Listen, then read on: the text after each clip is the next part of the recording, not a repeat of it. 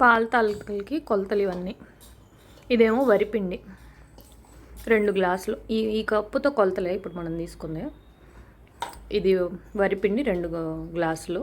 ఇందులోనే కొంచెం పించ్ ఉప్పు, ఇంతే బెల్లం ఇదిగో ఇక్కడ కనపడుతుంది కదా, అంతే. మనకు కనపడినంత ఎక్కువేం లేదు బెల్లం. ఇదేమో పిండి కలపడానికి నీళ్ళు 6 కాగబెట్టి మనం కలుపుకోవాలి. ఈ కప్తోనే 6 గ్లాసులు పోసుకున్నాం ప్రస్తుతానికి. తర్వాత మళ్ళీ అవసరం అయితే కొంచెం చూసుకొని కలుపుకుందాం. ఇవేమో ముందు ఇది చూద్దాం. ఇది సగ్గు బియ్యం 1 గ్లాస్ తీసుకున్నాం అనమాట. ఇప్పుడు ఇది 2 గ్లాసులు, ఇది ఒక గ్లాసు, 3 గ్లాసులు అయినాయి కదా. ఈ 3 గ్లాసులకి 3 గ్లాసులు బెల్లం. పాలేమో లీటర్ పాలు. అది అది లెక్క.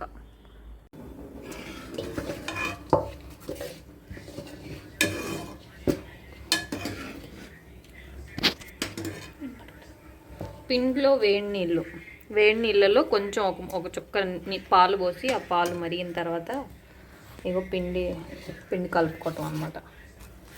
బాగా వేడి చెయ్యి పెట్టలేము అసలు. ట్రై చేస్తున్నా కానీ మళ్ళీ అట్లా బాగా వేడిగానే ఉంది. ఇంకా కూడా పడతాయి అత్త.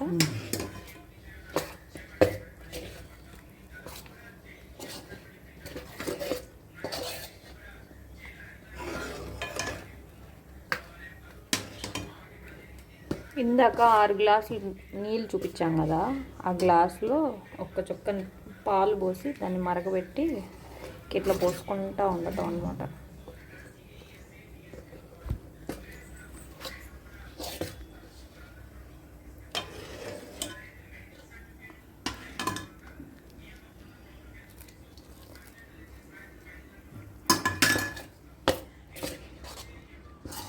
ముద్దలాగా చేయాలి.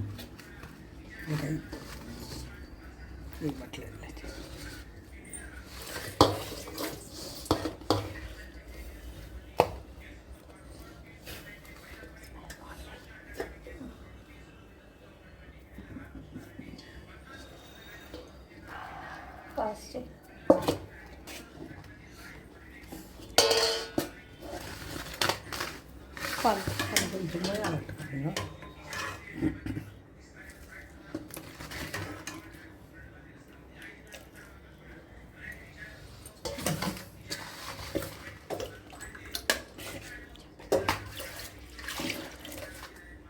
పొయ్యి ఆన్లోనే వేస్తా.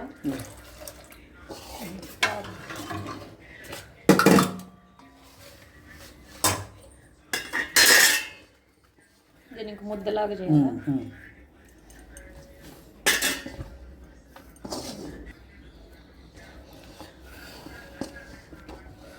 నువ్వు పెట్టబడి చేయండి.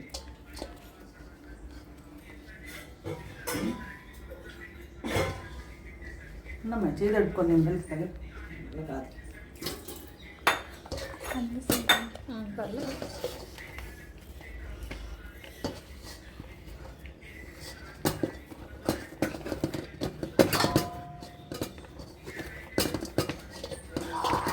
బాగా కాలుతుంది, బాగా కాలుతుంది.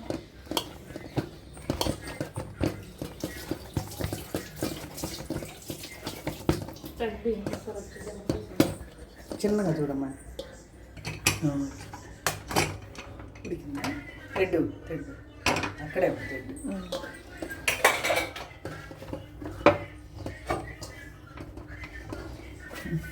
కొంచెం సిమ్లో పెట్టి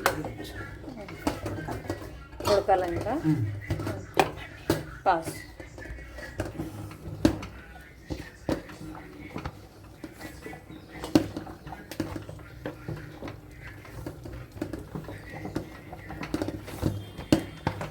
అలా ముద్దలు చేసుకొని పెట్టుకుంటే అది వేడిగానే ఉండిద్ది పిండి.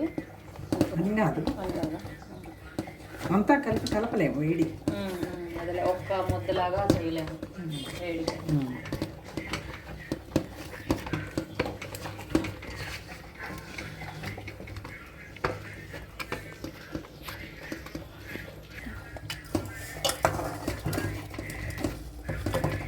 సగ్గు బియ్యం కుక్కర్లో ఉడకబెట్టుకున్నాం కదా, ఇంకా అందులో ఇందాక మనం కొలుసుకున్న బెల్లం కొంచెం ఉంచుకొని వేసుకోవటం మన తీపిని బట్టి.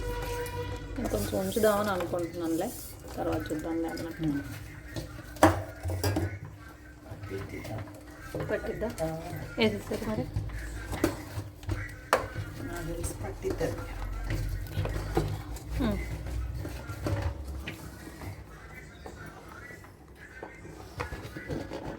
అయిపోయింది.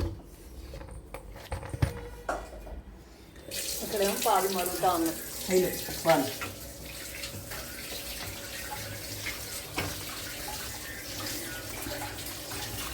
సగ్గు బియ్యంలో బెల్లం కరగబెట్టుకోవటం.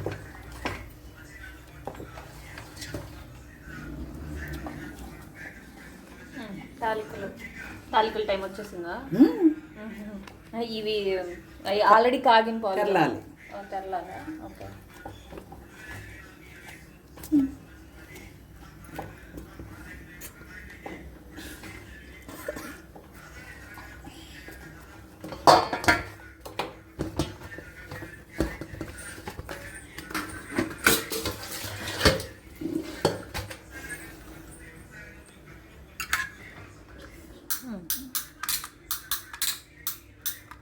ఇంకెంత పొడుగు కావాలంటే అంత పొడుగు.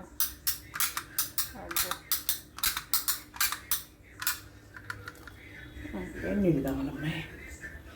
మూతలు పైన లేకపోతే రైస్ కుక్కర్లో పెడదాం కాస్ని.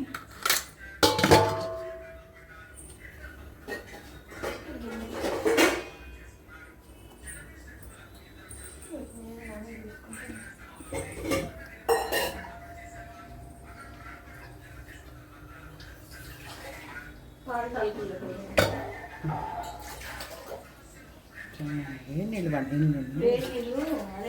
దగ్గరలో పెట్టి తాలికల పైకి వచ్చిన తర్వాత నెక్స్ట్ రౌండ్.